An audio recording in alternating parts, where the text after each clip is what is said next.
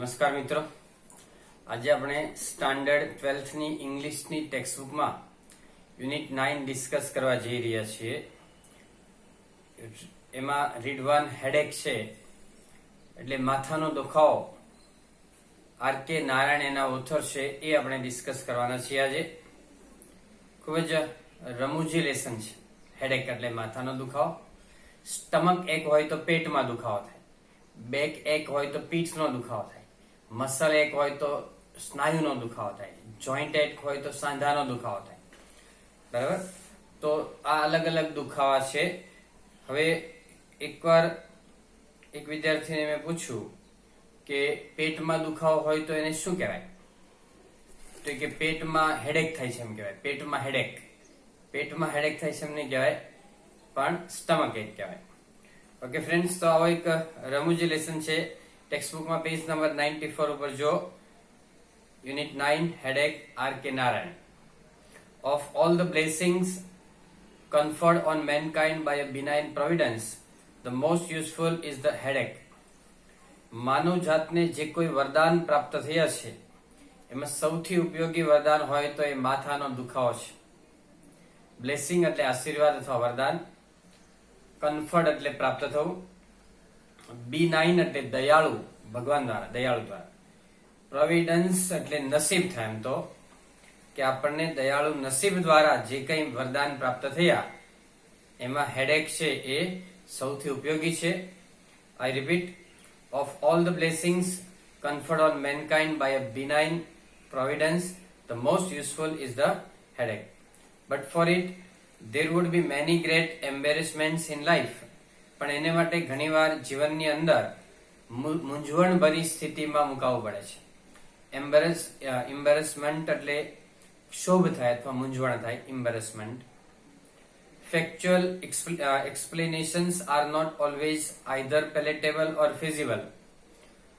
Fact એટલે હકીકત, હકીકતના ખુલાસાઓ એ ઘણીવાર સ્વીકારી શકાય એવા હોતા નથી અથવા વ્યવહારુ હોતા નથી. પેલેટેબલ એટલે સ્વીકારી શકાય એવા, અને ફિઝિબલ એટલે વ્યવહારુ. અંદર તમે મીનિંગ લખવા હોય તો લખી શકો ટેક્સ્ટબુકમાં.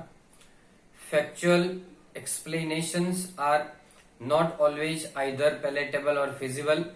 હકીકતના ખુલાસા હંમેશા વ્યવહારુ અથવા સ્વીકારી શકાય એવા acceptable હોતા નથી. In such circumstances, headache acts as a sort of password. આવી પરિસ્થિતિમાં હેડેક છે એ પાસવર્ડ તરીકે કામ કરે છે. circumstances એટલે situation. I remember at school the very first letter writing lesson I was taught was, "Respected sir, as I am suffering from headache, I request you to grant me leave." તો મને યાદ છે સ્કૂલની અંદર કે સૌથી પહેલો લેટર છે, લેટર રાઇટિંગ મને શીખવવામાં આવ્યું સ્કૂલમાં, ત્યારે એમાં એમ લખવામાં આવ્યું હતું કે રિસ્પેક્ટેડ સર, હું માથાના દુખાવાથી પીડાઉં છું, એટલે કે મને માથાનો દુખાવો છે જેને કારણે હું તમને રજા મંજૂર કરવા માટે રિક્વેસ્ટ કરું છું. ગ્રાન્ટ એટલે મંજૂર કરવી, અને લીવ એટલે રજા. ટૂંકમાં જે લીવ બોલે ને, LIVE, લીવ, રસ્વ લીવ એ રહેવું થાય, આઈ લીવ ઇન સુરત વગેરે. બરાબર? તો જે પહેલો જ લેટર શીખવાડ્યો ટીચરે, એમાં આ રીતે એમને લખતા શીખવાડ્યું હતું કે respected sir, as I am suffering from headache, I request you to grant me leave. માનની સાહેબ, મને માથાનો દુખાવો થયો છે, તેથી હું તમને વિનંતી કરું છું કે તમે મને રજા મંજૂર કરશો. સફરિંગ ફ્રોમ નીચે અંડરલાઈન કરો. સફરિંગ ફ્રોમ, કોઈ રોગથી પીડાવું એને માટે સફરિંગ ફ્રોમ કહેવાય. She is suffering from diabetes, he is suffering from leukemia. Leukemia એટલે બ્લડ કેન્સર. પછી બીજી એક અંડરલાઈન કરો, રિક્વેસ્ટ અને ટુ ગ્રાન્ટ નીચે અંડરલાઈન કરો. રિક્વેસ્ટ પછી ટુ વાળું ક્રિયાપદ આવે, એટલે રિક્વેસ્ટ અને ટુ ગ્રાન્ટ નીચે અંડરલાઈન કરો. ગ્રાન્ટ એટલે મંજૂર કરવું અથવા માન્ય કરવું. આઈ ઓલવેઝ વન્ડર એટલે વિચારવું થાય. આમ આશ્ચર્ય અથવા અજાયબી પણ ચાલે બીજી જગ્યાએ, પણ અહીંયા વિચારવું લેવાનું કે I always wonder what made our teachers select headache as an excuse even in a specimen letter. મને હંમેશા વિચાર આવે કે ટીચરે આ બહાનું શા માટે નમૂનાના પત્રમાં માથાના દુખાવાનું બહાનું જ લીધું છે, બીજું કોઈ બહાનું કેમ ન લીધું? એમ એક્સક્યુઝ એટલે બાનું થાય, અને એનો એ સ્પેલિંગ એક્સક્યુઝ બોલો તો માફ કરવું થાય, એક્સક્યુઝ મી તો એમાં ઝ બોલો તો માફ કરવું. એક્સક્યુઝ એટલે બાનું થાય કે ડોન્ટ શો એક્સક્યુઝ, બહાનું બતાવીશ નહીં, એમાં એક્સક્યુઝ બોલે. I think it was very much in everybody's thoughts useful alike to the pupils and their master. મને લાગે છે કે આ બહાનું છે એ સરખું જ ઉપયોગી હોય છે બધાને, સ્ટુડન્ટ્સ હોય, ટીચર હોય, માસ્ટર એટલે માલિક હોય. યુઝફુલ અલાઇક એટલે સરખું ઉપયોગી હોય છે. For us a headache was a boon. અમારા માટે હેડેક છે એ વરદાન હતું. boon એટલે વરદાન, બ્લેસિંગ જેવું છે. We used to have drill after school hours. અમારે સ્કૂલની કલાકો પછી કસરત કરવાની હંમેશા આવતી હતી. ડ્રીલ એટલે કસરત. We dislike this hour. અમને આ કલાક પ્રત્યે અણગમો હતો, અમને ગમતી નહીં હતી આ કસરતની કલાક.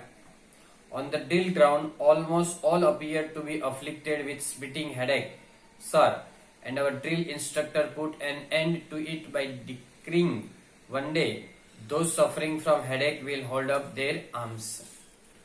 અમને કસરત કરવી ગમતી નહીં એટલે અમે બધા માથું દુખે છે, માથું ફાટે છે એમ બહાનું બતાવતા સરને કહેતા, અને પેલા ગ્રાઉન્ડમાં જતા ઘણી વાર સર છે એમને રજા આપી દેતા, છૂટ આપતા, કસરત નહીં કરો તો ચાલશે. પણ એમાં વધતી ગઈ સંખ્યા એટલે ટીચરે એકવાર જાહેરાત કરી કે જે લોકોને માથું દુખતું હોય એ લોકોને આજે આ ડ્રિલિંગ પીરિયડ પૂરો થાય પછી બેસવાનું છે, એમને હું સ્પેશિયલ કસરત કરાવવાનો છું કે જેમાં માથું દુખતું હોય એ તમારે દુખાવો બંધ થઈ જાય, એવી સ્પેશિયલ કસરત કરાવવાનો છું. તો કોઈ પણ વિદ્યાર્થી છે એમણે હાથ ઊંચો કર્યો નહીં, અને ત્યારથી છે એમ કે એને લોકો વિદ્યાર્થીઓ છે એક્સક્યુઝ બનાવતા બંધ થઈ ગયા. ઓન ધ ડ્રિલ ગ્રાઉન્ડ એટલે કસરતના મેદાન ઉપર almost all appear to be afflicted with splitting headache, sir. બધા જ વિદ્યાર્થીઓ છે એ માથાના દુખાવા, આમ કે માથું ફાટે છે, સ્પ્લિટ એટલે ફાટવું, જોરદાર માથું દુખે છે એ રીતે ચિંતિત હોય એમ દેખાતા હતા. And our drill instructor put an end. Drill instructor એટલે કસરતના શિક્ષક, એને એ બાબતનો એકવાર અંત લાવી દીધો. બાય ડિક્રીંગ વન ડે, એક દિવસ જાહેરાત કરીને કે those suffering from headache will hold up there arms, કે જે લોકો માથાનો દુખાવો જેને હોય એ લોકો હાથ ઊંચા કરે, એમ કહીને ટીચરે એકવાર એનો અંત લાવી દીધો હતો. સફરિંગ ફ્રોમ નીચે અંડરલાઈન કરજો મિત્રો.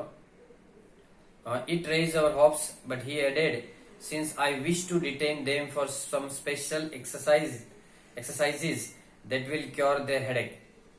અમારી અપેક્ષાઓ વધી ગઈ કે ટીચરે સરે એમ કેમ કીધું છે કે જેને માથું દુખતું હોય આંગળી ઊંચી કરે, એટલે અમારી અપેક્ષા વધી ગઈ.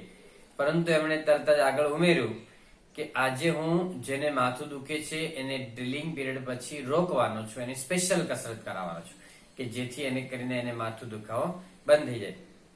સિન્સ એટલે જેને કારણે, વિશ ટુ ડિટેન નીચે અંડરલાઈન કરો, વિશ પછી ટુ વાળું ક્રિયાપદ આવે, ડિટેન એટલે રોકવું, કારણ કે આજે હું તેઓને સ્પેશિયલ કસરત માટે રોકવાનો છું. Since I wish to detain them for some special exercise that will cure their headache, કે જે તેમનો માથાનો દુખાવો મટાડી દે. Not one lifted his arm, કોઈએ પણ એક પણ વિદ્યાર્થી હાથ ઊંચો નહીં કર્યો. At which the instructor declared, now all of you take off your coats and get through the usual drill. પછી ટીચરે જાહેરાત કરી કે હવે બધા જ તમે જે કોટ પહેર્યા છે કોટને દૂર કરો, કોટ કાઢી અને બધા જ રૂટીન કસરત માટે તૈયાર થઈ જાઓ. I am glad to find that the class is going to exercise in full strength today. Glad to find નીચે અંડરલાઈન કરો, ગ્લેડ પછી ટુ વાળું વર્બ આવે. મને એ જાણીને ખુશ થાય છે આજે કે ક્લાસ છે આજે ફૂલ સ્ટ્રેન્થ સાથે, એટલે કે પૂરી સંખ્યા સાથે આજે કસરત કરવાના છીએ. Headache gives the sufferer a touch of importance. માથાનો દુખાવો છે એ જેને માથું દુખતું હોય એ વ્યક્તિને થોડું મહત્વ આપે છે, અગત્ય આપે છે કે એને રહેવા દે ભાઈ એને માથું દુખે છે. સફરર એટલે પીડાનાર વ્યક્તિને થોડું મહત્વ આપે. All other acts sound crude and physiological and sensitive people would not mention them. Crude એટલે અસભ્ય લાગે. બાકીના બધા દુખાવો છે એ અસભ્ય અને શારીરિક લાગે, અને સંવેદનશીલ લોકો છે, સમજદાર લોકો છે એનો ઉલ્લેખ કરતા નથી. મેન્શન એટલે ઉલ્લેખ કરો. No other element can be so openly mention with impunity. Element એટલે રોગ, કોઈ પણ રોગ છે એ આટલી મુક્તપણે કહી શકાતો નથી કે આ રોગ થયો છે એટલે એમને જવા દે. માથાનો દુખાવો છે એ કહી શકાય. ઇમ્પ્યુનિટી એટલે સજાથી મુક્તિ આપવા માટે, કે તમને સજા ન થાય એટલા માટે તમે માથાનો દુખાવો જાહેર કરી શકો, પરંતુ બીજા કોઈ દુખાવા કે બીજી કોઈ રોગ છે જાહેર કરી શકતા નથી, મુક્તપણે નથી કરી શકતા. No other ailment can be so openly mentioned with impunity. You could mention headache in the most elegant social gathering and no one would be shocked by it. તમે સોશિયલ ગેધરિંગ એટલે સામાજિક મેળાવડો હોય, ગેટ ટુગેધર હોય, સ્નેહ મિલન હોય, એમાં પણ તમે સ્ટાઇલિશથી કહી શકો. એલિગન્ટ એટલે સ્ટાઇલિશ, સ્ટાઇલમાં કહી શકો કે માથું દુખે છે યાર રહેવા દે, અને બધા લોકો એને એક્સેપ્ટ કરી લેશે, એને કોઈને આઘાત પણ નહીં લાગે. The only expression which is superior to headache is indisposition. Superior to નીચે અંડરલાઈન કરો, superior પછી to આવે. Inferior એટલે ઉતરતું અને superior એટલે ચડિયાતું. બીજી કોઈ અભિવ્યક્તિ માથાના દુખાવા કરતા વધારે સારી નથી. એક છે કે ઇનડિસ્પોઝિશન એટલે થોડી અસ્વસ્થતા છે, થોડી બેચેની છે, થોડી તબિયત એ છે. Whenever I see that word, I wonder what it exactly means. જ્યારે શબ્દ આવું જોઉં ઇમ્પ્યુનિટી, ઇનડિસ્પોઝિશન, ત્યારે મને વિચાર આવે કે આનો મિનિંગ શું થતો છે. It is one of those curious words. તે જિજ્ઞાસુ શબ્દોનો લાગે કે શું કોઈ ડિસ્પોઝિશનનો વિરોધી છે, તો ડિસ્પોઝિશન એટલે શું, પણ એવું નથી. અહીંયા ઇનડિસ્પોઝિશન જ સ્પેલિંગ છે. ઘણી વાર કે મેથ્સ કે ફિઝિક્સ છે એ આમ લાગે બહુવચન જેવું, પણ બહુવચન નથી, એક વચન જ છે. એની જેવું છે કે ઇનડિસ્પોઝિશન એ ડિસ્પોઝિશનનો વિરોધી નથી. ઇનએનિટી એક સ્પેલિંગ આવે, એ ઇનએનિટી પણ એનિટી નો વિરોધી નથી. એવા કેટલાક સ્પેલિંગ હોય કે જે ડાયરેક્ટ ઇન થી ચાલુ થતા હોય, એવા છે, એવાનો એક છે. બરાબર. It is one of those curious words which do not necessarily mean the opposite with the in. તે એક જિજ્ઞાસુ શબ્દોમાંથી એક શબ્દ છે કે જેનો વિરોધી છે ઇન કાઢી નાખતા વિરોધી થાય એવું નથી. એમ કે ઓપોઝિટ બોલે છે, આપણે ઓપોઝિટ બોલે, પણ ઓપોઝિટ એટલે વિરોધી. એન્ટોનિમ બોલે, antonym. You cannot say owing to disposition I am not taking the medicine, whereas you can say owing to indisposition I called in the doctor. તમે એવું ન કહી શકો કે તબિયત નરમ હોવાને કારણે હું દવા લેતો નથી, પરંતુ જ્યારે તમે એમ કહી શકો કે તબિયત નબળી હોવાને કારણે મેં આજે ડોક્ટરને બોલાવ્યા છે, ડોક્ટરનો કન્સલ્ટ કર્યો છે. ઇનડિસ્પોઝિશન એટલે નબળી તબિયત અથવા બેચેની. What exactly is this indisposition? Exactly આ indisposition નો meaning શું થાય? I have never been able to understand it except that it sounds very well in press notes or health bulletin or in messages from eminent men to gatherings to which they have been invited. મને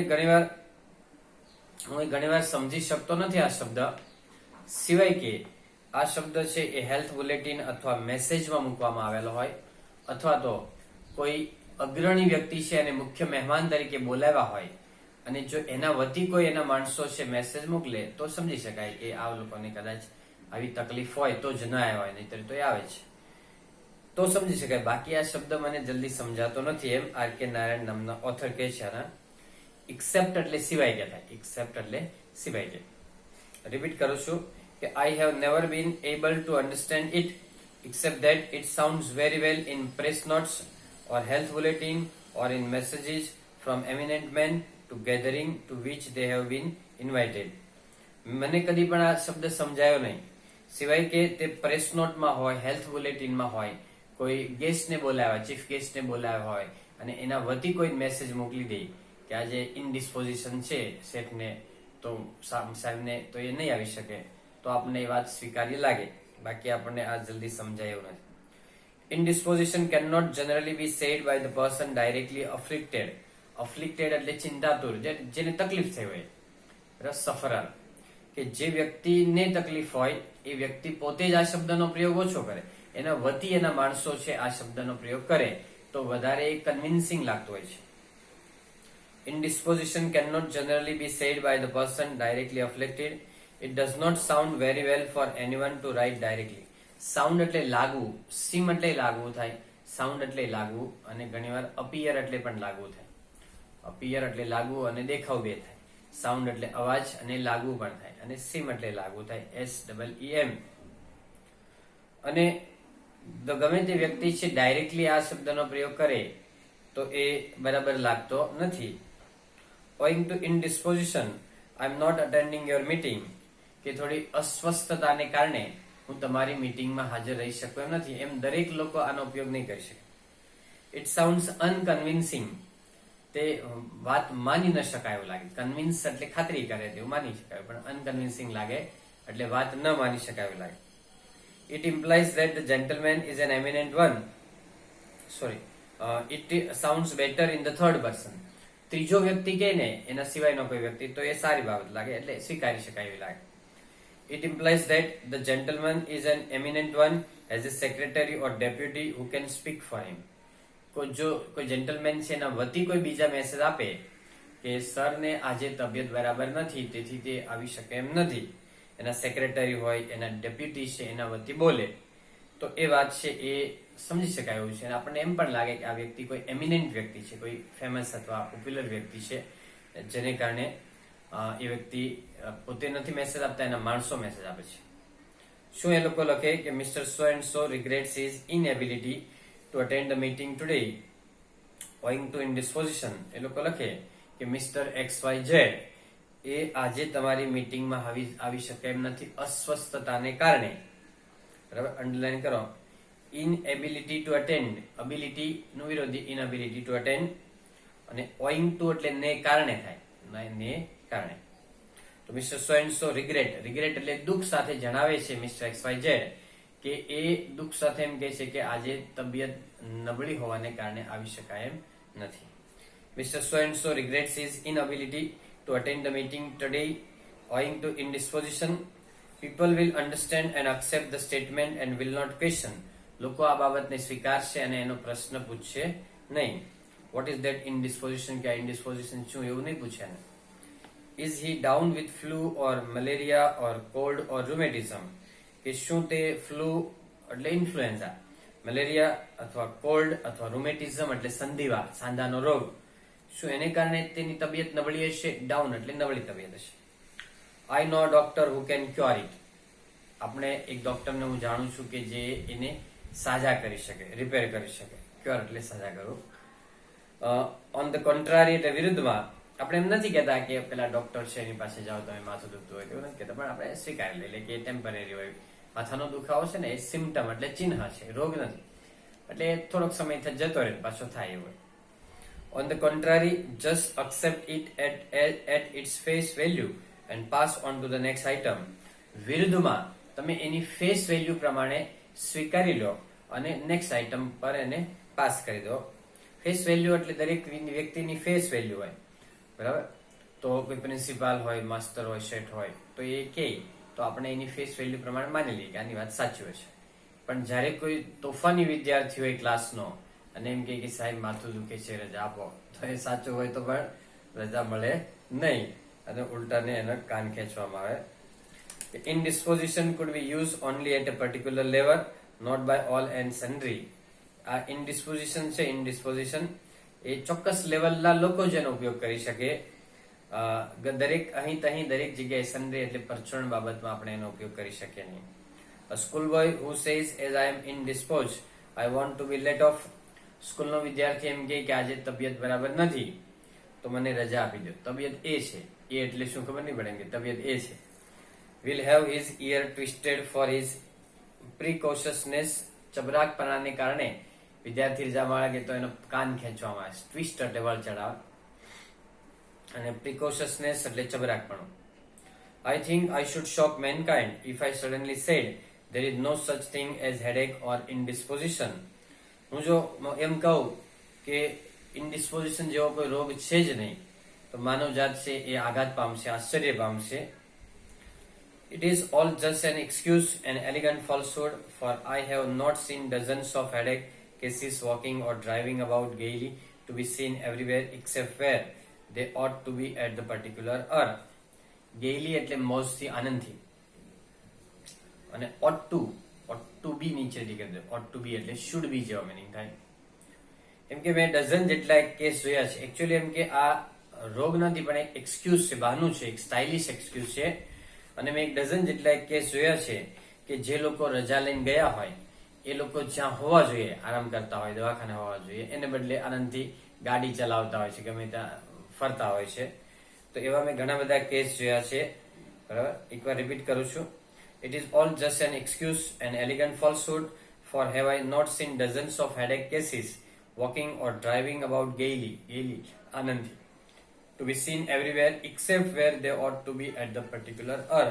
Except એટલે સિવાય, જ્યાં ચોક્કસ કલાકે હોવા જોઈએ ત્યાં નહીં, પણ અલગ જગ્યાએ કે આનંદથી ડ્રાઇવિંગ કરતા હોય કે ફરતા હોય એવી જગ્યાએ ડઝન જેટલા કેસ મેં એમ કે જોયા છે. The world is not yet ripe for such outspokenness. આઉટસ્પોકનનેસ એટલે નિખાલસતા અથવા સ્પષ્ટ વક્તા, અને રાઈપ એટલે પાકું થાય પણ એ પરિપક્વ લેવાનું. જગત છે એ સ્પષ્ટ વક્તા માટે પરિપક્વ નથી. સાચું કોઈ બોલે તો આપણે સ્વીકારીએ નહીં કે આજે મૂડ નથી, કામ કરવાની મૂડ નથી, બરાબર, તો આપણે ન સ્વીકારીએ, પણ ખોટું બોલે તો આપણે સ્વીકાર લઈએ. એ પ્રકારનું જગત છે. The world is not yet ripe for such outspokenness. A man cannot say I am not attending the meeting today since I don't feel like it. માણસ એવું ન કહી શકે કે આજે હું મીટિંગ નથી હાજરી આપતો કારણ કે આજે બહુ મજા નથી, આજે આનંદ નથી, મૂડ નથી. A clerk who writes to his master, I am not attending the office today because I am not inclined to look at any paper today. તો કોઈ ક્લાર્ક છે એના માસ્ટરને લેટર લખે કે આજે હું ઓફિસે ન આવું કારણ કે આજે પેપર ચેક કરવાનો, મતલબ કે કઈ પેપર વર્ક કરવાનો આજે ઇન્ટરેસ્ટ નથી, મૂડ નથી, તો એને બીજા દિવસથી રૂખસદ મળી જાય, ફાયર કરી દે, નોકરીમાંથી કાઢી મૂકે. બરાબર, ઇન્ક્લાઇન ટુ એટલે ઇન્ટરેસ્ટ હોવો, મૂડ હોવો. રિપીટ કરું છું. A clerk who writes to his master, I am not attending the office today because I am not inclined to look at any paper today, will lose his job. Any job ગુમાવશે. Whereas he quite at liberty to say that he is down with headache. જ્યારે તે સ્વતંત્રતાથી એમ કહી શકે કે આજે માથા દુખાવાને કારણે થોડી તબિયત નરમ છે. Headache is essential for maintaining human relationships in working order. તો કામકાજના સ્થળે માનવના સંબંધો જળવાઈ રહે એટલા માટે માથાનો દુખાવો છે એ જરૂરી છે, એ બહાનું બતાવવું જરૂરી છે. એસેન્શિયલ એટલે જરૂરી, ઘણીવાર સંબંધો જાળવવા માટે કરવું પડે. We cannot do it without it either at home or in public. ઘરે અથવા જાહેરમાં એની વગર આપણે રહી શકતા નથી. In any normal household, one can see a variety of headaches, containing of a variety of uncomfortable situations. Normal household એટલે ઘરના કામની અંદર, વન એટલે વ્યક્તિ, વિવિધ માથાના દુખાવો છે, એટલે કે વિવિધ પરિસ્થિતિ, બેચેન પરિસ્થિતિને ઢાંક પીછોડો કરવા માટે વિવિધ જગ્યાએ માથાના દુખાવા જાહેર કરતા હોય છે. કર્ટન એટલે પડદો થાય, પડદો એટલે પરિસ્થિતિને ઢાંકવા માટે એમ લેવાનું. We cannot do without it either at home or in public. In any normal household, one can see a variety of headaches, containing of variety of uncomfortable situations. The mother-in-law who forswear her food on the plea of a splitting headache is clearly not on the best of terms. સાસુ છે એ એનું ખાવાનું skip કરી દે, છોડી દે. ફોર્સવેર એટલે skip કરી દેવું, અને પ્લી એટલે એક્સક્યુઝ બતાવીને, બહાનું બતાવીને. સ્પ્લિટિંગ હેડ એટલે માથું ફાટે છે એમ કહી અને સાસુ છે એ ખાવાનું છોડી દે, નથી ખાવું, તો એ બાબત છે યોગ્ય નથી. Is clearly not on the best of terms, એ બરાબર નહીં લાગે. At least for that day with the daughter-in-law or her son. કમસે કમ તે દિવસે કે જે દિવસે એને થોડીક માથાકૂટ થઈ હોય તે દિવસે એની પુત્રવધુ અથવા પુત્રને માટે આ બાબત એ યોગ્ય લાગતી નથી. The son who pleads headache may want to keep away not only his friends and officers but would like his wife not to press him too much to fulfill his promise to take her out. The little man who pleads headache has definitely skipped his homework and would like the tutor to be sent away. તો જે વ્યક્તિ, કોઈ વ્યક્તિ છે, પુત્ર એટલે જે mature હોય, મોટા હોય, નોકરી ધંધો કરતા હોય એવા વ્યક્તિની વાત છે કે એવો વ્યક્તિ હેડેક જાહેર કરે, પ્લીડ એટલે જાહેર કરે, તો એ એના મિત્રો અથવા ઓફિસરથી દૂર રહેવા માંગતા હોય, અથવા વાઇફને પ્રોમિસ આપ્યું હોય કે આજે આપણે બહાર જઈશું, બર્થડે હોય, એનિવર્સરી હોય, અને જો એ એની વાત છે ફૂલફિલ એટલે પૂર્ણ ન થઈ શકે એમ હોય તો આ બાનું બતાવતા હોય છે. ઘણીવાર ઘરની અંદર લિટલ માસ્ટર હોય એ પણ એ બાનું બતાવે એને ટ્યુશનનું હોમવર્ક ન થયું હોય એટલે મમ્મીને કહે કે મમ્મી તું ટીચરને ના પાડી દે આજે માથું દુખે છે એમ કરી અને ટીચર છે એને આવે જ નહીં કરે ભણાવવા માટે એવું કહી દે એમ. બરાબર, આ રીતે લોકો બાના બતાવતા હોય છે. એકવાર રિપીટ કરું છું. The son who pleads headache may want to keep, underline કરો, want to keep away એટલે દૂર, not only his friends and officers but would like his wife not to press him, press એટલે force કરો, too much to fulfill his promise to take her out, fulfill એટલે પૂર્ણ કરો. The little man who pleads headache has definitely skipped his homework and would like the tutor to be sent away, tutor એટલે tuition કરાવનાર શિક્ષક. I have already said it will not do at all to be bluntly truthful on all occasions. મેં ક્યારની વાત કરી છે કે દરેક પ્રસંગે આપણે આ માથું દુખાવું છે અથવા સોરી દરેક પ્રસંગે આપણે સ્પષ્ટ વક્તા એટલે સાચું બોલીએ તો એ યોગ્ય નથી. માથું દુખાવું ચાલે પણ સાચું કારણ કહી દઈએ તો નહીં ચાલે. બ્લન્ટલી એટલે સ્પષ્ટપણે અને ઓકેઝન્સ એટલે પ્રસંગ થાય, ઓકેઝન્સ ઉચ્ચાર થાય એનો. ઓકેઝન અથવા ઓકેશન નહીં પણ occasions. The sign of cultured existence is not to pry too deeply. Sanskrit સમાજ હોય એનું લક્ષણ એ છે કે બહુ ઊંડાણપૂર્વક દોષ શોધવો નહીં. The sign of cultured existence is not to pry too deeply, but accept certain words at their face value as expressed by the speaker. પરંતુ જે બોલનાર છે એનાથી જે શબ્દો બોલાયેલા છે એને આપણે ચોક્કસપણે સ્વીકારીએ. accept certain words એટલે ચોક્કસપણે શબ્દોને સ્વીકારીએ એ છે. Headache has become such a confirmed habit that a huge trade has developed in providing a cure for it. Underline કરો, in providing. માથાનો દુખાવો છે એટલી દ્રઢ હેબિટ બની ગઈ છે કે માથાના દુખાવાની દવાઓ તમને અસંખ્ય જાતની મળે અને અસંખ્ય કંપનીઓ છે એમાં વેપાર કરી રહી છે. ટ્રેડ એટલે વેપાર કરી છે. Some people feel lost unless they carry a tube of some headache remedy in their pocket all the time, and opticians give glasses guaranteed to relieve headache. કેટલાક લોકો છે હાથની અંદર ટ્યુબ ના હોય સૂંઘવા માટેની કે કઈ લગાડવા માટેની તો બેચેની લાગે અને ક્યારેક ટ્યુબ ભૂલી ગયા હોય તો 24 કલાક એ ટ્યુબ સાથે જ રાખે. અને ચશ્માની દુકાનવાળા છે તમને ગેરંટી આપે કે આ ચશ્મા બનાવી લો ને એટલે તમારો માથાનો દુખાવો હટી જશે. રિલીવ એટલે રાહત થવી. These are instances to show that mankind easily begins to believe in its myths. Believe in નીચે રેડી કરો, believe પછી ના આવે. myths એટલે માન્યતા થાય. અને માનવજાત છે આવા ઘણા બધા આવા ઉદાહરણો હોઈ શકે, ઇન્સ્ટન્સીસ એટલે ઉદાહરણો હોઈ શકે કે જે માનવજાત છે ઇઝીલી માનવા લાગે. માન્યતા હોય છે, સાચી વાત ના હોય છતાંય લોકો માનતા હોય છે. બિલીવ ઇન એટલે માનવું. I believe in science, he believes in God. તો બિલીવ પછી ઇન આવે. બિલીફ એટલે માન્યતા થાય અને બિલીવેબલ એટલે માની શકાય એવું અને ન માની શકાય હોય તો અનબિલીવેબલ. ઓકે ફ્રેન્ડ્સ, તો that's all. Happy learning, happy sharing. વિડીયોને લાઈક કરો, શેર કરો અને સબસ્ક્રાઇબ કરો.